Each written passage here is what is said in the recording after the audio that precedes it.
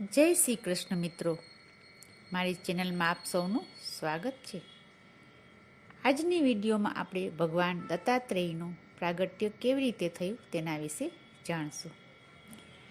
આપણા સનાતન હિન્દુ ધર્મની જાણકારી હજી પણ ઘણા લોકોને નથી હોતી, માટે મારો એક નમ્ર પ્રયાસ છે કે લોકોને તે વિશેની પુરાણોમાં આપેલી જાણકારી લોકો સુધી પહોંચાડી શકું. તો આપ સૌ આ જાણકારી પરિવારના બાળકોને પણ સંભળાવશો અને મિત્ર વર્તુળમાં શેર કરશો. તો ચાલો સાંભળીએ. મિત્રો, ગુરુવાર 4 ડિસેમ્બરના રોજ માગસર માસની પૂનમ છે.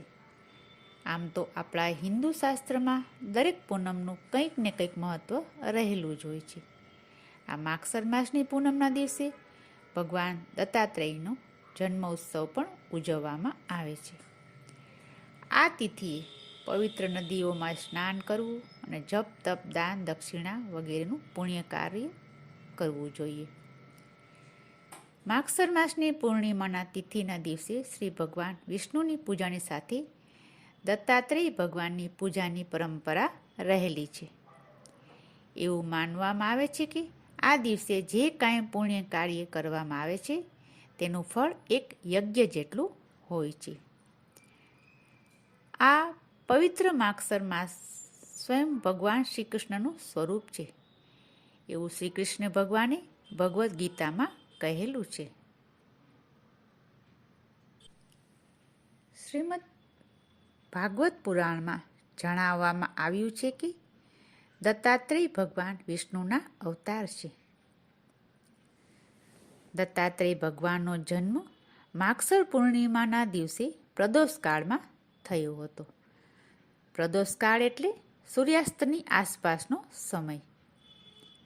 ભગવાન વિષ્ણુએ માતા અનસૂયા અને અત્રિ મુનિની તપસ્યાથી પ્રસન્ન થઈને તેમને ત્યાં પુત્ર તરીકે જન્મ લીધો હતો.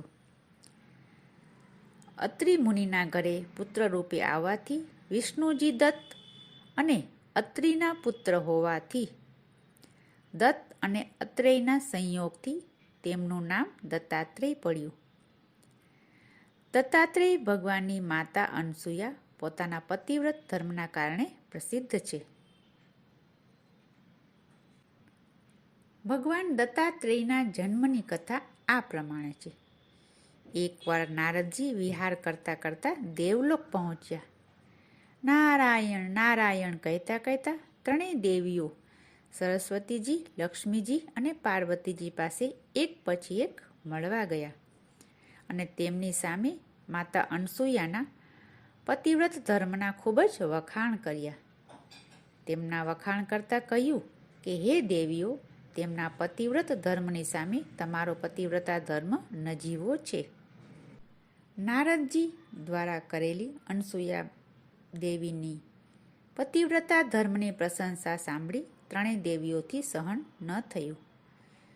ત્રણેય દેવીઓએ તેમના પતિવ્રત ધર્મની પરીક્ષા લેવાનું નક્કી કર્યું. આમ ત્રણેય દેવીઓ તેમના સ્વામી વિષ્ણુજી, મહેશ અને બ્રહ્માજી પાસે ગયા અને કહ્યું કે તમે ગમે તેમ કરીને અનસૂયા દેવીની પતિ પ્રત્યેની ભક્તિની કસોટી કરવા જાઓ. દેવતાઓએ ઘણું સમજાવ્યું, પણ દેવીઓએ જીદ કરી, એટલે ત્રણેય દેવી અનસૂયાની પરીક્ષા લેવા નીકળી પડ્યા.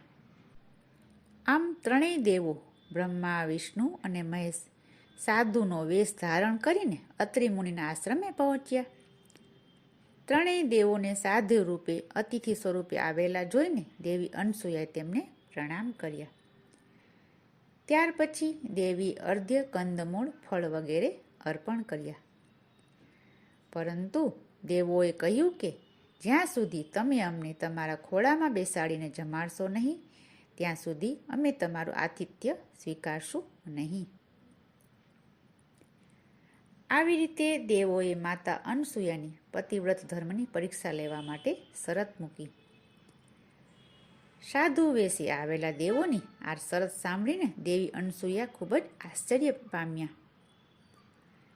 પોતાનું આતિથ્ય ધર્મ ન ચૂકાઈ જાય તે માટે તેમણે પોતાના પતિનું ધ્યાન કર્યું ધ્યાનમાં તેમને જોવા મળ્યું કે આ 3 સાધુ વેશમાં આવેલા 3 દેવો છે. ધ્યાન દ્વારા આ સત્ય જાણી લીધા પછી માતા અનસૂયાએ સ્મરણ કર્યું કે જો મારો પતિવ્રતા ધર્મ સાચો હોય તો આ 3 દેવો 6 માસના બાળકો બની જાય. આમ કહી દેવીએ અંજલિ છાંટી અને 3 દેવ નાના 6 મહિનાના બાળક બની ગયા. 3 દેવ બાળક બની ગયા પછી દેવી અનસૂયાએ સ્તનપાન કરાવ્યું અને પારણામાં સુવડાવ્યા. આમ 3 દેવો બાળ સ્વરૂપે અત્રિ ઋષિના આશ્રમમાં દેવી અનસૂયાના માતૃત્વ પ્રેમમાં રહેવા લાગ્યા. હવે આ બાજુ દેવલોકમાં ઘણો સમય થયો પણ દેવો પાછા ન ફર્યા, તેથી 3 દેવીઓ આકુળ વ્યાકુળ થઈ ગઈ. 3 દેવીઓએ નારદજી દ્વારા જાણવા મળ્યું કે તમારા સ્વામી તો દેવી અનસૂયાને ત્યાં બાળ રૂપે રમી રહ્યા છે. આ સાંભળી 3 દેવીઓને પોતાની ભૂલ સમજાણી. ત્યાર પછી 3 દેવીઓ દેવી અનસૂયાના આશ્રમમાં આવે છે અને પોતાના પતિઓને બાળક બનેલા જોવે છે. 3 દેવીઓને ખૂબ જ પસ્તાવો થયો અને દેવી અનસૂયા પાસે પોતાની ભૂલની માફી માંગી. દેવી અનસૂયા 3 દેવીઓને માફ કરી દે છે અને અંજલિ છાંટી દેવોને ફરી પોતાના મૂળ સ્વરૂપમાં લાવે છે. 3 દેવીઓ પોતાના સ્વામીને મૂળ સ્વરૂપમાં જોઈને ખૂબ જ પ્રસન્ન થાય છે અને પોતાની ભૂલની સ્વામી પાસે માફી માંગે છે. ત્યાર પછી ભગવાન વિષ્ણુએ પ્રસન્ન થઈને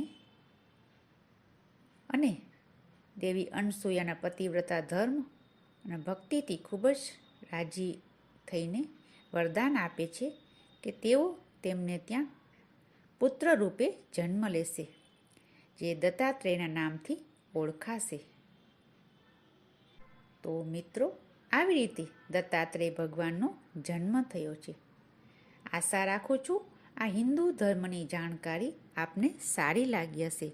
તો કૃપયા ચેનલને સબસ્ક્રાઈબ કરશો, વિડીયોને લાઈક અને અન્ય મિત્રોને શેર કરશો. ફરી મળશું નવી જાણકારી સાથે. ત્યાં સુધી જય શ્રી કૃષ્ણ.